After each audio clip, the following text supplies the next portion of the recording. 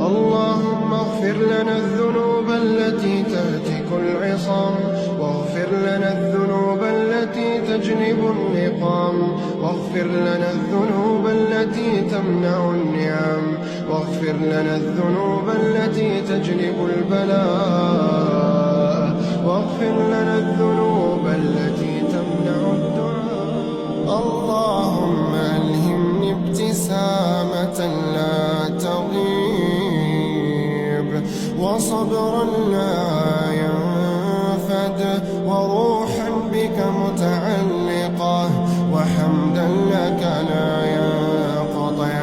نستودعك يا الله أدعية فاضت بها قلوبنا، وبكت لها عيوننا،